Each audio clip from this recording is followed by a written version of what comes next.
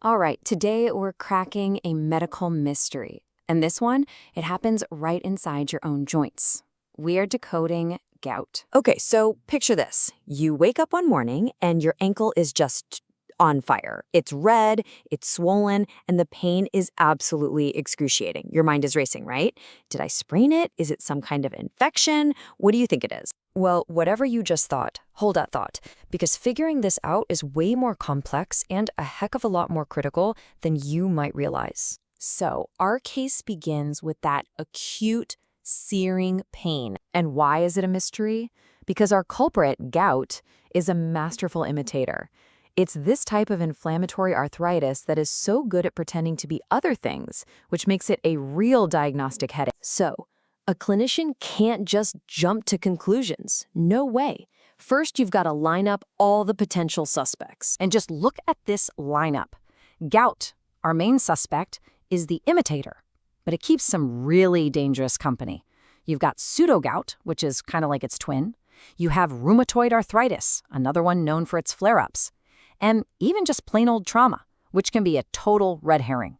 But look at that one right there, septic arthritis, the destroyer. That's a bacterial infection in the joint, and it's a true medical emergency. It can destroy a joint in no time.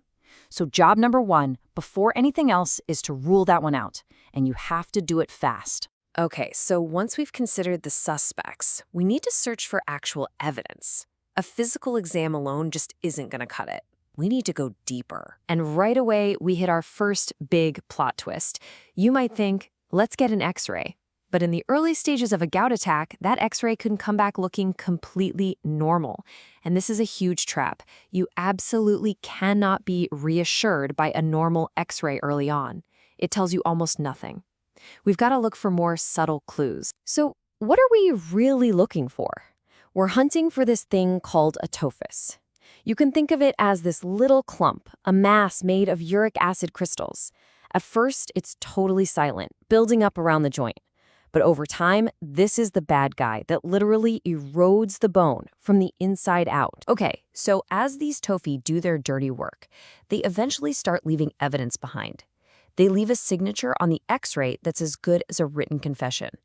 Let's decode this classic sign. So here are the two smoking guns we're looking for on that x-ray. First, there's what's called a punched-out erosion. It's not messy like in other conditions. It's a really clean, well-defined hole, almost like someone took a hole puncher to the bone. Then you look for the overhanging edge. This is where the tophus has physically pushed the edge of the bone up and over, creating this little lip. And when you put those two things together, the punched-out hole and that overhanging edge, bam, you get what we call the rat bite appearance. And that, my friends, is the signature sign of gout. It's unmistakable. Now, sometimes the case is a little tougher, or we want to catch it even earlier. That's when we bring in the advanced toolkit. An ultrasound can actually see the crystals forming on the cartilage. It's called the double contour sign. An MRI is great for checking out all the soft tissue damage. But the real high-tech hero here, it's the dual energy CT. This thing is amazing. It literally color codes uric acid, making the deposits light up bright green on the scan. It's basically a forensic analysis for your joints. All right, so the verdict is in. We've got our diagnosis, but the case isn't closed, not by a long shot. Now we have to talk about the aftermath. See, getting the diagnosis right is just the beginning. A crucial partnership has to start right then and there. Because to really manage gout, you need a team. On one side, you have the medical doctor. Their job is to treat the disease, the systemic part, usually with medications that lower uric acid levels in the body. Then you have the chiropractor. Their job is to manage the consequences of the disease.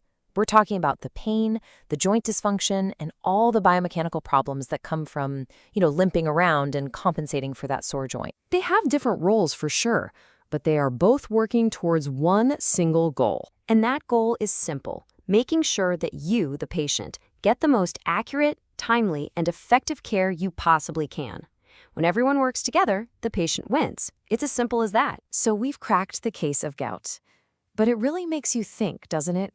What other simple pains that people experience every day are actually hiding a much more complex and maybe even critical story underneath? Something to think about.